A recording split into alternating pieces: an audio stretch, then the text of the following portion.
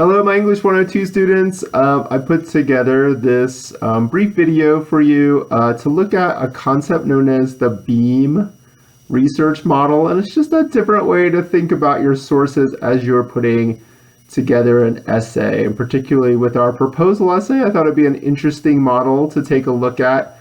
You've probably seen some other different types of models in 101 and probably other courses. And this is just probably one more to the mix, another acronym to learn, but I actually like it. I actually think it's a really effective way to think about how to group or consider a source and what that role that source plays in your research and in your essay. So let's take a look at it, and then I'm going to have you do a brief discussion post about it and just kind of share some thoughts about how you might be looking at your own sources and some ways you might be kind of organizing that research and that information as you bring it in.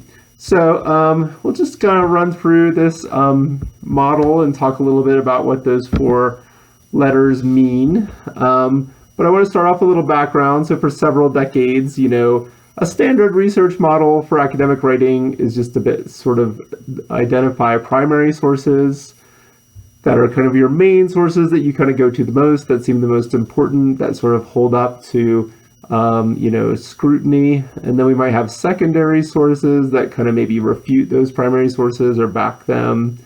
And then we have maybe tertiary or background sources, that we kind of help bring in.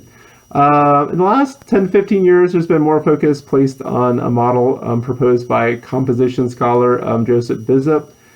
Known as that BEAM model, it's looking for sources in a different functional way. So we're going to look at those functions and talk about what each of those means.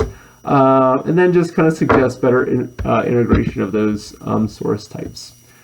So what BEAM stands for is background, material whose claims writers accept as grounding facts; exhibits, which are materials a writer offers for explanation, analysis, or interpretation; arguments, materials whose claims a writer affirms, disputes, refines, or extends in some way; and then methods and theories. A method or theory source can offer a set of key terms, lay out particular procedure, or furnish a general model or perspective.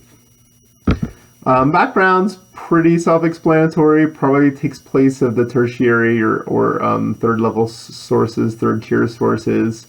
But it's kind of like Bissop wants to define that as claims a writer accepts as grounding facts, and we could probably extend that to the reader as well. And then because writers sometimes treat information gleaned from their background sources as common knowledge, they may not be cited potentially, but it is best to cite the background sources when applicable. Exhibits is, lend support to claims, but they also can provide occasions for claims. So complex exhibits can demand extensive framing and interpretation. Understood in this way, exhibits in a piece of writing would work much like the exhibits in a museum or a trial. So they're presented, they're examined, they're discussed about their relevance, and kind of put forward in that way. And then good writers, like good curators or lawyers, know that rich exhibits could be subjected to multiple conflicting readings. They know they must do the rhetorical work to establish their exhibits' meaning and significance. Next, we have arguments. So this is where a writer enters into a conversation in professional and academic writing. Strong correlation between genres in which writers work and the genres of their argument sources. But this correlation is sometimes weaker in student writing, and that's not any fault of the student. It's just that they are not really joining in that sort of argumentative world of entering into this cohort of people who will, play off of each other and engage with these types of arguments. But, I think it's just important to think about those different findings, those different stances, and kind of understand where they're coming from. Last, we have methods and theories. Method or theory sources can offer a set of key terms, lay out a particular procedure, furnish general model perspective.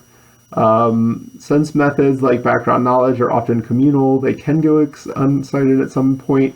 It is not unusual for writers to acknowledge their most important method or theory sources only obliquely, by definitely dropping recognizable name, using a particular terminology, or adopting a prose style or mode of exposition that affiliates them with a particular school of thought. So that might sound all a little bit complicated, but think of methods as just like, here's like how a survey typically happens, and here's like what we expect in a survey, the way it's done, what we expect about, the person doing the survey, being unbiased, using unbiased language. So kind of like the best practices of gathering information would be like a good example of understanding method.